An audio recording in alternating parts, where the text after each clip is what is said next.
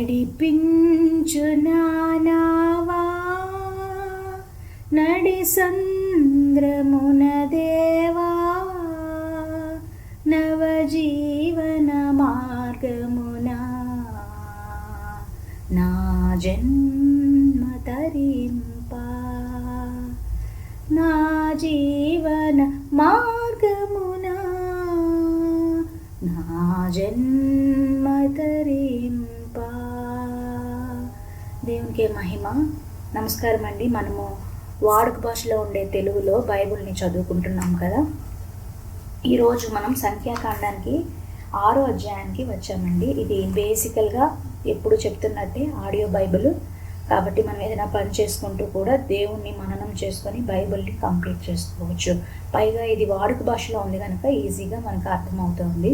And ఇది digitise చేయడానికి నేను ఇలా చేస్తున్నాను కనుక ఇది ఎవరైనా కళ్ళు కనిపించలేని వాళ్ళు కూడా ఆడియో కాబట్టి చక్కగా ఏ పని అయినా డ్రైవింగ్ కానీ కుకింగ్ కానీ చేసుకుంటూ ఈ ఆడియోని వినొచ్చు. ఇప్పుడు మనం సంఖ్యాకాండం 6వ అధ్యాయానికి వచ్చాము. 6వ అధ్యాయం టూకీగా ఎన్ని వచనాలు ఉన్నాయంటే 27 వచనాలు కనిపిస్తున్నాయండి. ఈ 27 వచనాలు దేని గురించి చెప్తున్నారు అంటే నాజీరు వారు గురించి చెప్తున్నారంట 6వ అధ్యాయం. అలాగే యాజులు ప్రజలను దీవించవలసిన పద్ధతి గురించి కూడా చెప్తున్నారంట. చూద్దాం. యెహోవా మోషేతో ఇంకా ఇలా అన్నాడు, నీవు ఇజ్రాయెల్ ప్రజలతో ఈ విధంగా చెప్పు, ఒక వ్యక్తి నాజీరును అవుతానని ప్రత్యేకమైన మొక్కుబడి చేస్తాడనుకోండి. పురుషుడు కానీ స్త్రీ కానీ ఎవరైనా యెహోవాకు నాజీరుగా తనను ప్రతిష్ఠించుకుంటే ఆ వ్యక్తి ద్రాక్ష మద్యం ప్రతి విధమైన మద్యం మానాలి. పులియబెట్టి చేసిన రసము, ద్రాక్ష రసము, ద్రాక్ష పళ్ళతో చేసిన ఏ పానీయము ఆ వ్యక్తి తాగకూడదు. ద్రాక్ష పండ్లు పచ్చివి కానీ ఎండివి కానీ తినకూడదు.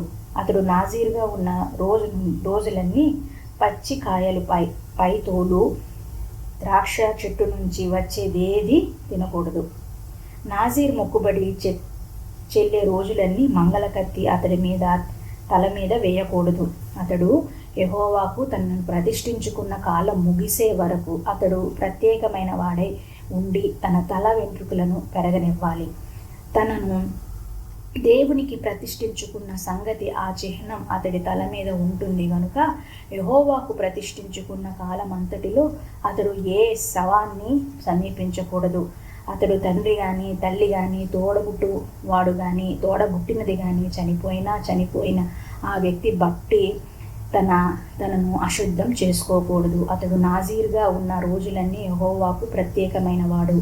ఒకవేళ ఎవరైనా అతడి దగ్గర అకస్మాత్తుగా చనిపోవడం వలన అతడి ప్రతిష్ఠితమైన తల వెంట్రుకలు అశుద్ధం అవుతాయి అనుకోండి.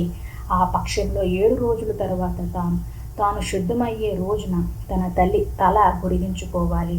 8వ రోజున అతడు 2 గువ్వలను కానీ 2 పావురం పిల్లలు కానీ సన్నిధి గుడారం ద్వారం దగ్గరకు యాజీ దగ్గరకు తేవాలి.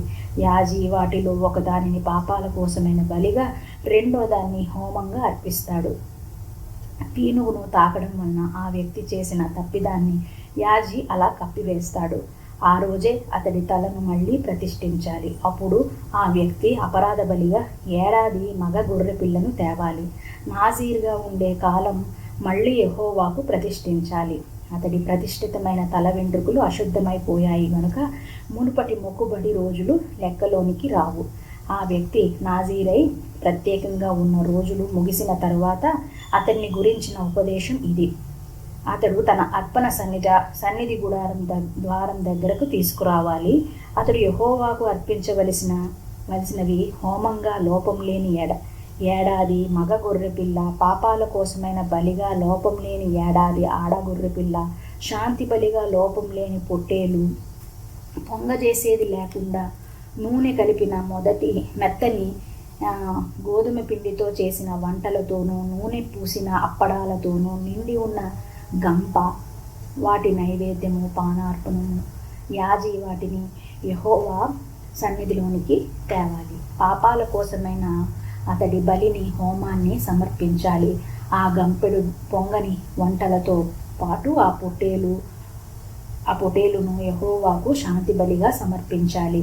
అతడు నైవేద్యాన్ని, పానార్పణాన్ని కూడా సమర్పించాలి. అప్పుడు ఆ నాజీర్ సన్నిధి ద్వారం దగ్గర తన ప్రతిష్టమైన తల వెంట్రుకలను గురిగించుకొని వాటిని తీసుకొని శాంతి బలి కింద ఉన్న నిప్పులో వేయాలి. నాజీర్ తన ప్రతిష్ఠితమైన తల వెంట్రుకలు గురిగించుకున్నాక యాజీ ఇలా చేయాలి. ఆ పొట్టేలును వండిన తర్వాత దాని జబ్బను, ఆ గంపలో నుంచి పొంగని ఒక వంటను, ఒక అప్పడాన్ని తీసుకొని నాజీర్ చేతుల మీద వాటిని ఉంచాలి. అప్పుడు యాజీ వాటిని కదలిక అర్పణగా యెహోవా సన్నిధానంలో అటు ఇటు కదల్చాలి. అది కదలిక బోరతో ప్రతిష్ఠితమైన తొడతో పాటు ప్రత్యేకంగా యాజీకి చెందుతుంది. ఆ తరువాత నాజీర్ ద్రాక్షారసం తాగవచ్చు.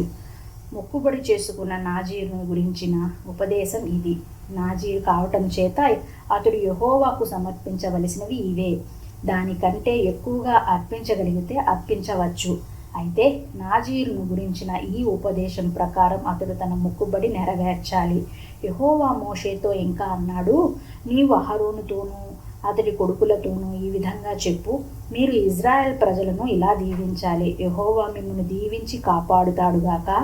యెహోవా మీకు తన ముఖకాంతిని ప్రకాశించేలా చేసి మిమ్ములను దయచూస్తాడుగాక.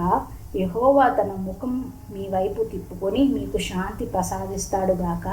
ఈ విధంగా వారు ఇజ్రాయెల్ ప్రజల మీద నా పేరు పలకాలి. నేను ఆ ప్రజలను దీవిస్తాను. ఇదండి 6వ అధ్యాయం సారాంశం. 7వ అధ్యాయాన్ని మనము నెక్స్ట్ ఎపిసోడ్లో చూద్దాము. ఆమేన్.